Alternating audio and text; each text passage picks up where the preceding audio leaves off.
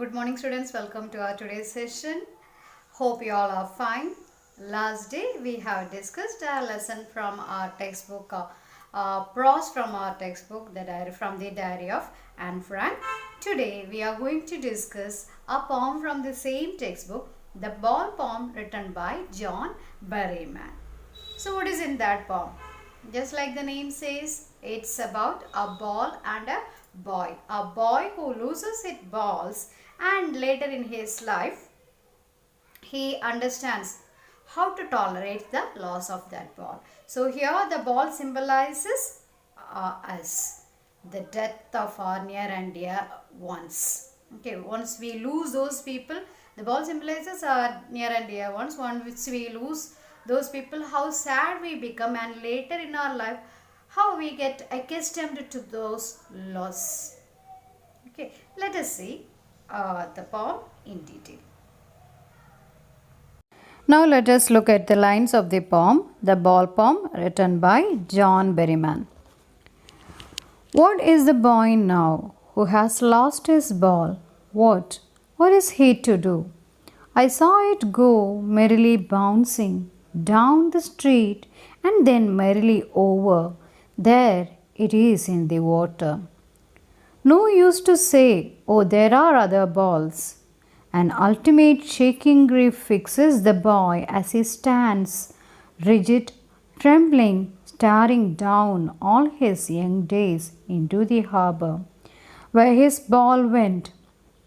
I would not intrude on him a dime. Another ball is worthless. Now he senses first responsibility in a world of possessions. People will take balls. Balls will be lost always, little boy. And no one buys a ball back. Money is external. He is learning, well behind his desperate eyes, the epistemology of loss.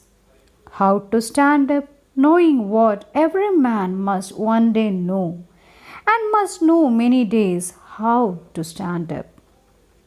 So in this poem, the poet is telling that the boy has lost a ball, and here the ball symbolizes either his innocent childhood or something precious that he loses in his life. And the poet is telling us that we can't tell the boy that I will buy another ball for you. What is lost is lost. So he is learning his first responsibility through this poem. What is the boy now who has lost his ball? What is he to do?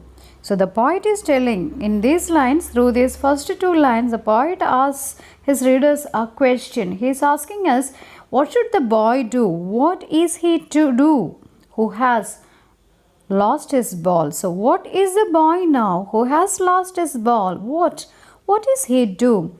I saw it go merrily bouncing down the street and merrily over there it is in the water. And the poet is telling that he saw the ball rolling and is bouncing very happily, merrily, very happy it is bouncing down the street, and finally it reached it in the water.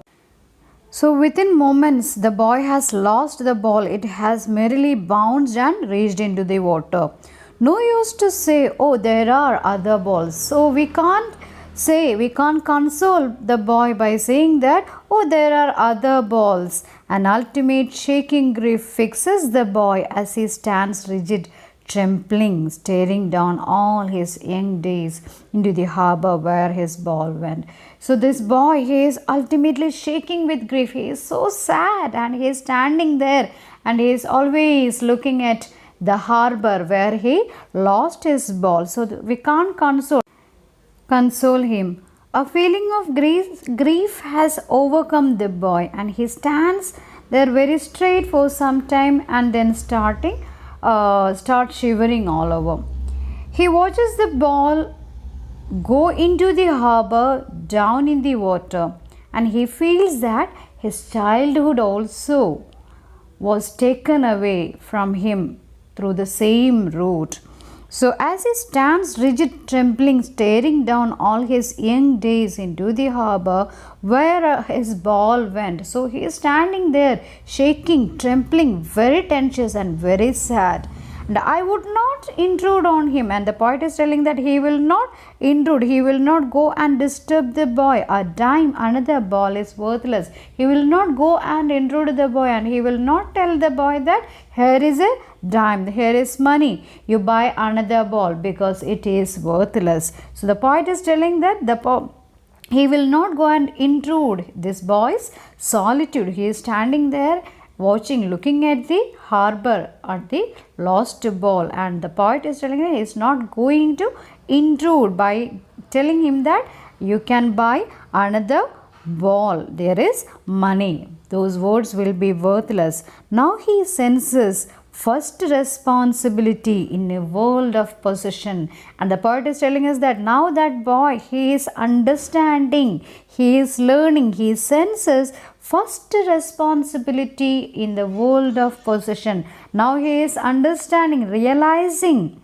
that the ball was a responsibility, like many other things which has to come later in his life. So in this world of possessions, he understands the value, the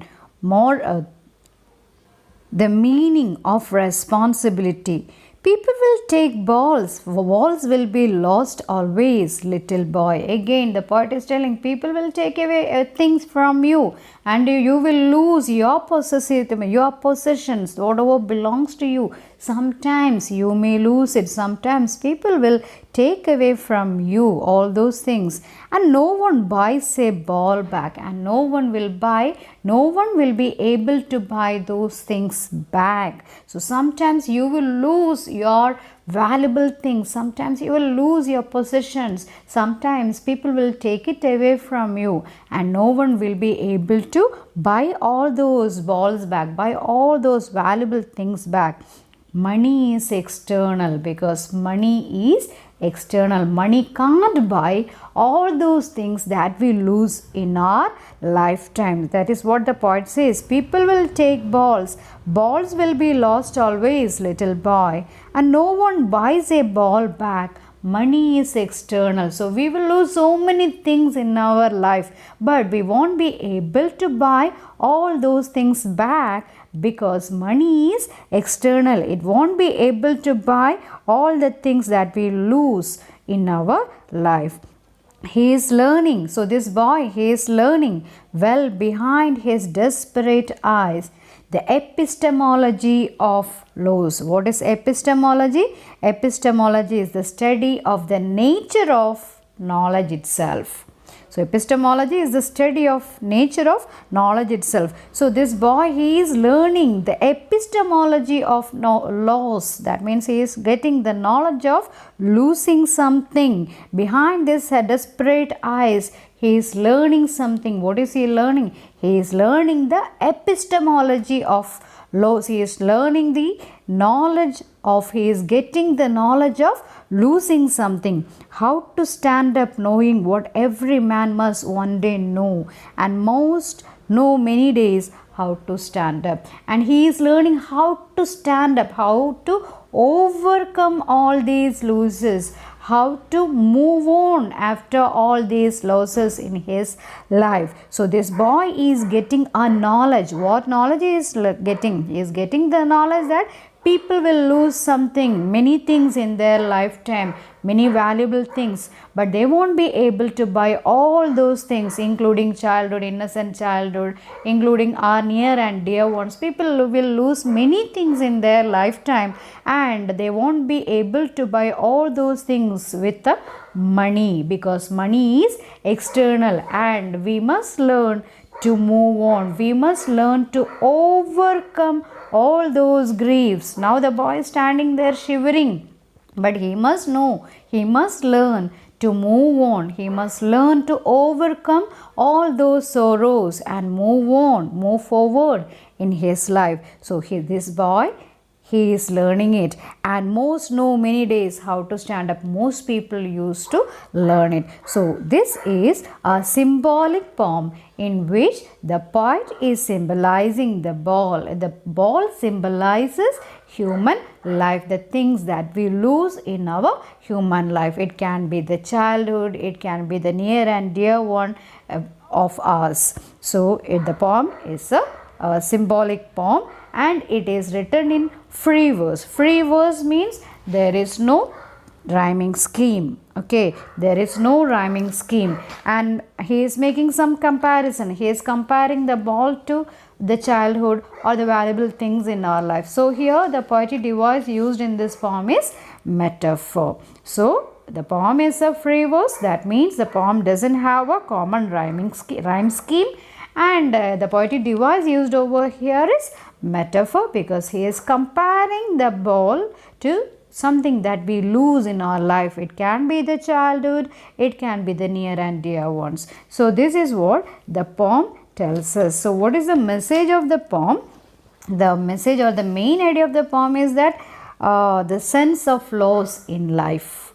The loss is a fact of life. The sooner the man learns to tolerate it, the better it is. This is what the poet tells us. We have to learn to tolerate the losses that we face in our life. When we lose something for the first time, we feel very sad. But later, we learn to live with our losses. So this is the valuable message the poet gives us, that people used to lose something like valuable things like our childhood, our near and dear ones, but we have to learn to overcome all those griefs, and we have to learn to stand up, because we won't be able to buy those things back, and we won't be able to console ourselves saying that there are other balls, there are other things. We have to learn to move on in our life, because money can't buy everything.